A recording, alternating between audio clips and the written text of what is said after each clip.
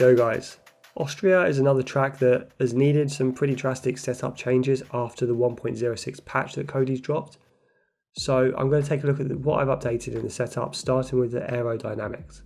I've increased the front aero by 3 points actually compared to the original setup. I've gone with 17 instead of 14, and I've also lowered the rear wing by a couple, down to 20 instead of 22.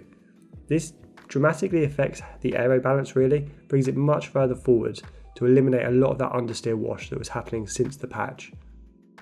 The transmission setup looks pretty similar to our original. I've kept the on-throttle diff at 82%. You don't want to go much higher than this because you'll struggle to get traction down out of the slower corners.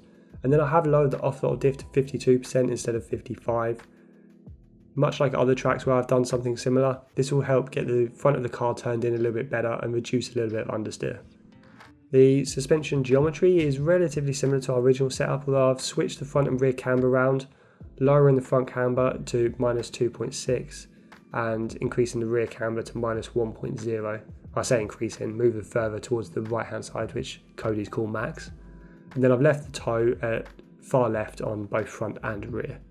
For the suspension, I've made quite a few changes. I've softened pretty much the whole car. I've reduced front suspension down to 1, reduced the rear suspension down to 4. This inverted setup does still work very well for Austria. You don't need to flip it to go stiffer front and softer rear.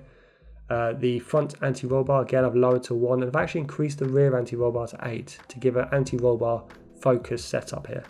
And then for the ride height, I've actually kept that at 3 and 4 for this setup.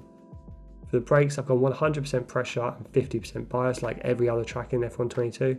And then I've had to lower the tyre pressures pretty drastically. Fast tracks such as this and Silverstone really suffer from increased tyre wear since the 1.06 patch. So I've gone all the way down to 23.3 on the front pressures and 21.8 on the rear pressures. And that should bring the temperatures and tyre wear back in line with what they should be for a full race distance.